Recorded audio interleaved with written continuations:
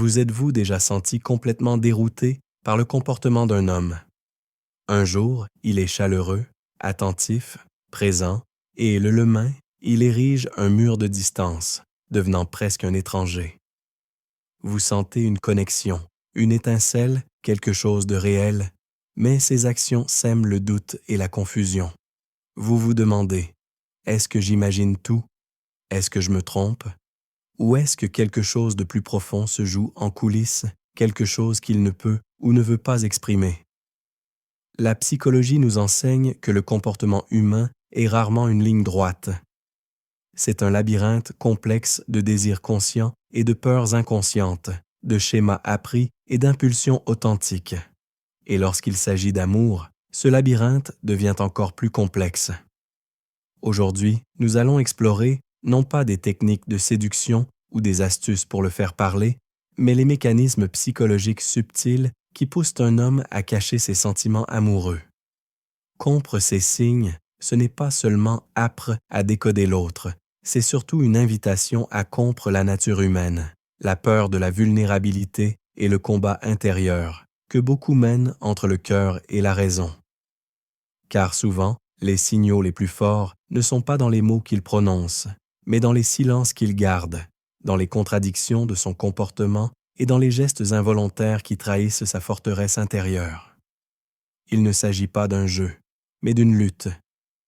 Une lutte entre son désir de se rapprocher de vous et une peur, souvent profondément ancrée, de ce que cette proximité pourrait signifier.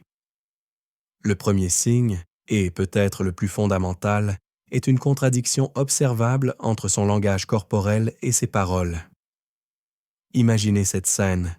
Vous discutez de quelque chose de banal, le travail, la météo, un film. Ces mots sont neutres, parfois même distants. Mais son corps, lui, raconte une toute autre histoire. Ses pieds sont constamment orientés vers vous, même si le reste de son corps est tourné ailleurs.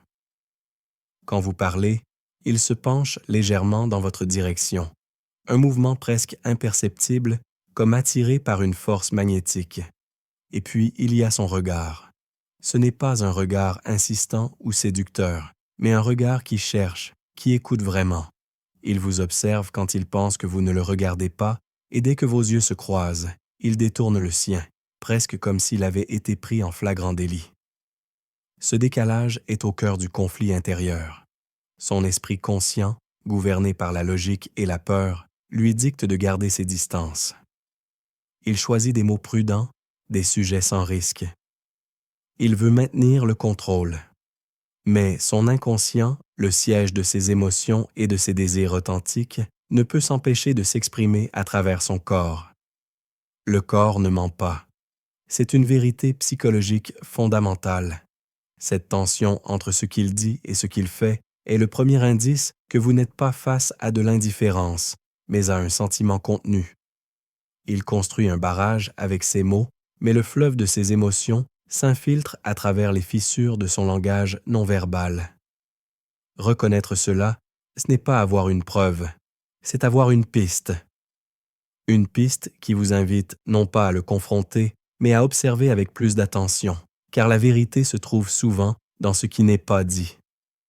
Vous ne cherchez pas un aveu, vous observez une dynamique. La dynamique d'un homme qui veut s'approcher tout en ayant peur de faire le premier pas.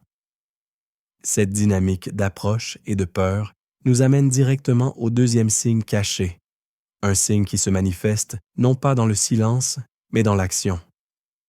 Le deuxième signe est son investissement disproportionné dans votre bien-être et votre sécurité.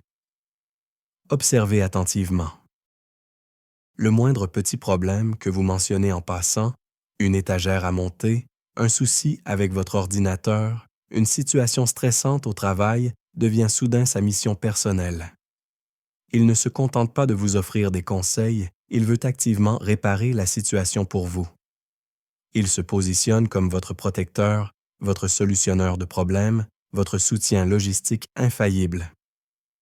D'un point de vue extérieur, cela pourrait être interprété comme de la simple gentillesse, de l'amitié solide. Mais vous devez regarder au-delà de l'acte lui-même et vous interrogez sur l'intensité et la constance de ce comportement. Le fait-il pour tout le monde? Ou cette énergie protectrice est-elle presque exclusivement dirigée vers vous? Pour un homme qui a peur de la vulnérabilité émotionnelle, l'action est un refuge. C'est un langage dans lequel il se sent compétent et en sécurité. Dire « je tiens à toi » ou « tu comptes pour moi » est une prise de risque émotionnel immense. Cela ouvre la porte au rejet, à l'incompréhension. En revanche, dire « laisse-moi m'occuper de ça » est concret, tangible et utile. Il transforme son affection en utilité. C'est une manière pour lui de vous prouver sa valeur et son dévouement sans jamais avoir à prononcer les mots qui le terrifient. D'un point de vue psychologique, ce comportement est souvent ancré dans des archétypes masculins profondément enracinés, ceux du pourvoyeur et du protecteur. Depuis des générations, beaucoup d'hommes ont été conditionnés à croire que leur valeur réside dans leur capacité à faire, à fournir, à protéger. L'expression émotionnelle a souvent été découragée, considérée comme une faiblesse. Alors, quand il ressent une forte émotion comme l'amour, son système interne la traduit automatiquement dans le seul langage qu'il a appris à maîtriser, l'action. Son désir de se connecter à vous est si fort qu'il cherche une voie de sortie, et cette voie est celle du service. En vous aidant, il se sent proche de vous, il entre dans votre monde, il devient indispensable. C'est sa façon de construire un pont vers vous, un pont fait de fiabilité et de soutien plutôt que de mots d'amour. Avez-vous déjà vécu cela? Cet homme qui semble anticiper vos besoins avant même que vous ne les exprimiez? Qui se souvient d'une petite difficulté que vous avez mentionnée il y a des semaines et qui vous demande si la situation s'est arrangée? Il ne vous demande pas forcément « Comment te sens-tu ?», mais plutôt « Qu'est-ce que je peux faire ?» C'est une nuance capitale. Il contourne le monde subjectif et potentiellement chaotique des émotions pour s'ancrer dans le monde objectif et contrôlable des actions. Ne vous y trompez pas. Ce n'est pas qu'il vous perçoit comme étant faible ou incapable. Au contraire, c'est qu'il cherche désespérément un rôle à jouer dans votre vie, un rôle qui a du sens et qui justifie sa présence à vos côtés. Chaque problème que vous lui confiez est un cadeau pour lui, une opportunité de vous montrer, sans le dire, qu'il est là, qu'il est solide et que vous pouvez compter sur lui. Ces gestes protecteurs ne sont pas une tentative de contrôle, mais une déclaration d'amour silencieuse, gravée dans les actes du quotidien. Le troisième signe est plus subtil, car il ne se déroule pas dans le monde physique des gestes ou des actions, mais dans l'espace invisible de son esprit. C'est sa mémoire sélective et extraordinairement précise vous concernant. Avez-vous déjà été surprise qu'il se souvienne d'un détail anodin que vous avez partagé il y a des mois? Le nom de votre premier chat, une histoire sur vos vacances d'enfance, votre opinion sur un livre dont vous avez à peine discuté. Des choses que même vos amis proches ont peut-être oubliées. Ce n'est pas un simple signe d'une bonne mémoire. C'est le signe d'une attention focalisée, d'une écoute qui va bien au-delà de la simple politesse. Notre cerveau est une machine à prioriser. Chaque jour, nous sommes bombardés de milliers d'informations. La plupart sont filtrées et jetées. Nous ne retenons que ce qui a une signification émotionnelle pour nous, ce qui est pertinent pour notre survie, notre bien-être ou nos objectifs. Quand un homme commence à archiver les moindres détails de votre vie, c'est que son cerveau a inconsciemment classé tout ce qui vous concerne dans la catégorie « très important ». Il ne fait pas un effort conscient pour mémoriser ces faits. Son esprit le fait pour lui, car vous êtes devenu un point central de son paysage mental. Chaque information sur vous est une pièce du puzzle qu'il assemble pour mieux vous comprendre, pour mieux se connecter à vous, même si c'est seulement dans le secret de ses pensées. Cet archivage mental a une autre facette, plus complexe. Il ne se contente pas de retenir ce que vous dites, il devient un observateur attentif de votre monde. Cela nous mène au quatrième signe, une forme de jalousie contenue et rationalisée. Il ne s'agit pas de la jalousie explosive ou possessive.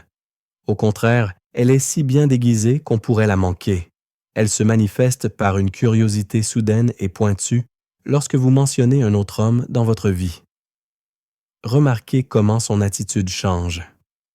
Il peut devenir silencieux ou, à l'inverse, poser une série de questions qui semblent purement factuelles. « Ah, tu sors avec des collègues? Qui était là? Ce nouveau type, il est sympa? Il travaille dans quel service? » Ces questions ne sont pas accusatrices. Elles sont analytiques. Il collecte des données. D'un point de vue comportemental, c'est une stratégie de gestion de l'anxiété. Le sentiment de jalousie, qui est une peur de la perte, est une émotion puissante et déstabilisante. Pour un homme qui essaie de garder le contrôle, cette émotion est inacceptable. Alors, il la transforme. Il la convertit en une quête d'information, un problème à résoudre logiquement. En comprenant qui est l'autre, ce qu'il représente, quelle est sa place dans votre vie, il a l'impression de reprendre un peu de contrôle sur une situation qui le erre vulnérable. Il ne vous dira jamais « ça m'inquiète de te voir passer du temps avec lui ». Il vous demandera plutôt « alors, comment s'est passée ta soirée ?» en analysant chaque détail de votre réponse pour y déceler une menace potentielle à cette connexion qu'il chérit mais qu'il n'ose pas officialiser. Ce comportement est une fenêtre ouverte sur sa peur. La peur de ne pas être assez bien, la peur d'être remplacé, la peur de vous perdre avant même de vous avoir gagné. Il observe depuis la touche, analysant le jeu, car il a trop peur d'y participer pleinement. Chaque homme que vous fréquentez, même amicalement, est un joueur potentiel qui pourrait changer les règles. Sa jalousie masquée n'est pas un signe de méfiance envers vous. C'est le reflet de sa propre insécurité et de la valeur immense que vous avez déjà prise à ses yeux. Il protège un trésor qu'il n'a pas encore osé réclamer. Cette analyse discrète de votre environnement social nous conduit tout droit au 5e signe, qui est sans doute l'un des plus paradoxaux. Ces moments de retrait soudains et inexpliqués. Vous avez passé un moment formidable ensemble, la conversation était fluide, la connexion palpable, vous vous sentiez plus proche que jamais. Et puis, du jour au lendemain, silence radio. Ces messages se font rares, ces réponses sont courtes, ils semblent distants et occupés. Votre premier réflexe, tout à fait naturel, est de vous demander ce que vous avez fait de mal. Avez-vous dit quelque chose qu'il ne fallait pas? Avez-vous été trop entreprenante ou au contraire pas assez? La psychologie nous offre une autre lecture, beaucoup plus profonde. Ce retrait n'est souvent pas une réaction à quelque chose que vous avez fait, mais une réaction à l'intensité de ses propres sentiments. Pensez-y comme à un élastique. Plus il se sent attiré vers vous, plus la tension sur cet élastique augmente. Il sent qu'il perd le contrôle, que sa forteresse émotionnelle est sur le point de céder. Cette proximité le confronte directement à sa plus grande peur, la vulnérabilité. Alors, pour éviter que l'élastique ne rompe, il recule brusquement. Il s'éloigne pour reprendre son souffle, pour se retrouver dans un espace où il se sent à nouveau en sécurité, maître de lui-même. Ce mécanisme est une forme d'autoprotection.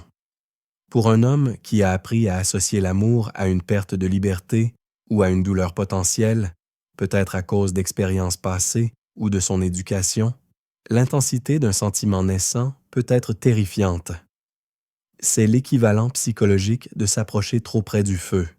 La chaleur est agréable, attirante, mais la peur de se brûler est plus forte. Son retrait n'est donc pas un signe de désintérêt, mais au contraire, un signe que les enjeux sont devenus trop élevés pour lui. Il a besoin de créer de la distance pour gérer l'anxiété que cette proximité génère en lui. C'est une tentative maladroite de réguler ses propres émotions. Ce cycle d'approche et de retrait peut être extrêmement déroutant et épuisant pour vous.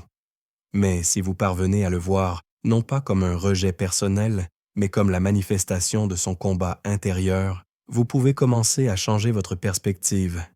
Il ne fuit pas vous, il fuit ce que vous représentez pour lui à ce moment-là. Un risque émotionnel majeur. C'est ici que la philosophie stoïcienne peut nous éclairer. Nous ne pouvons pas contrôler ses peurs ou ses réactions, mais nous pouvons contrôler notre interprétation de celles-ci.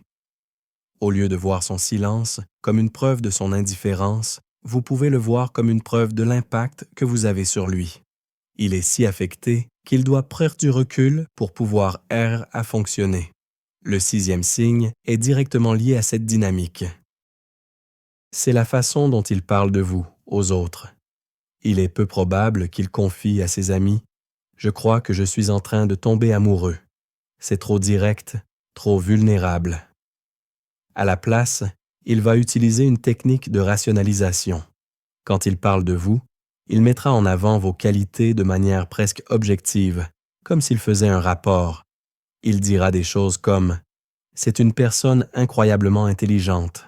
Sa façon d'analyser les problèmes est fascinante. » Ou « Elle a une éthique de travail impressionnante. » Ou encore « Elle est très drôle. Son sens de l'humour est unique. » Remarquez qu'il ne dit pas « Elle me plaît » ou « Je me sens bien avec elle ».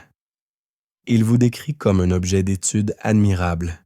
C'est une façon de valider ses propres sentiments sans avoir à les nommer. En justifiant son intérêt pour vous par des qualités objectives et respectables, votre intelligence, votre ambition, votre humour, il se donne à lui-même et aux autres une raison logique de passer du temps avec vous et de penser à vous. C'est moins effrayant que d'admettre la simple vérité émotionnelle. Il est attiré par vous.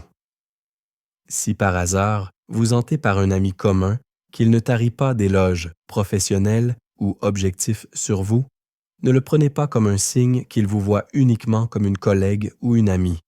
C'est souvent sa manière codée de dire au monde et à lui-même que vous êtes exceptionnel, sans jamais avoir à prononcer le mot « amour ».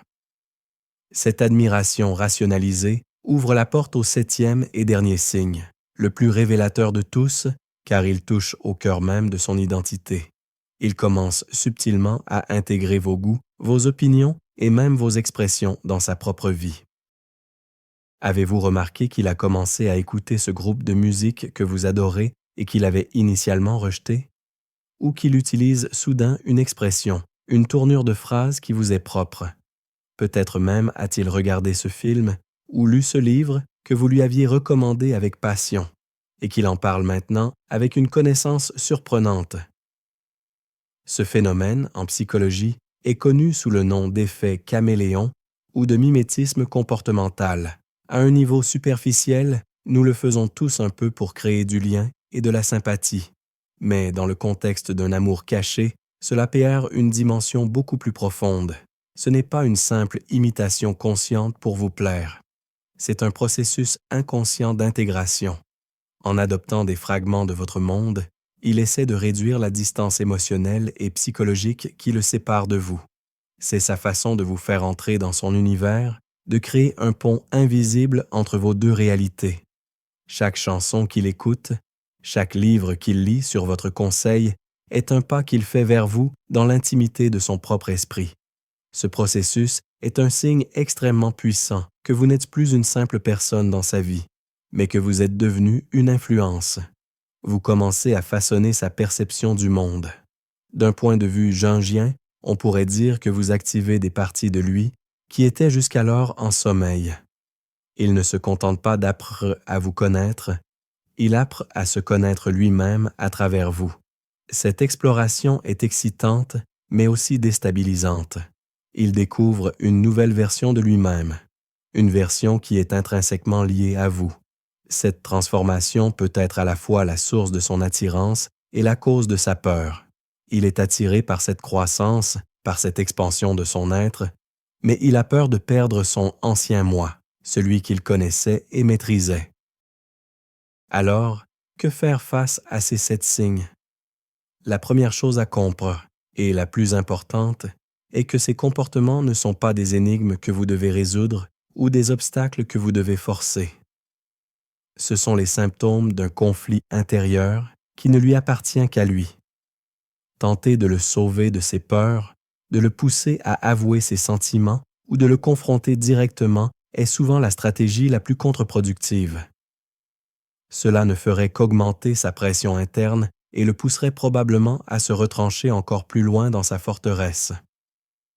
Le pouvoir ne réside pas dans l'action que vous portez sur lui, mais dans la compréhension et la maîtrise de vous-même.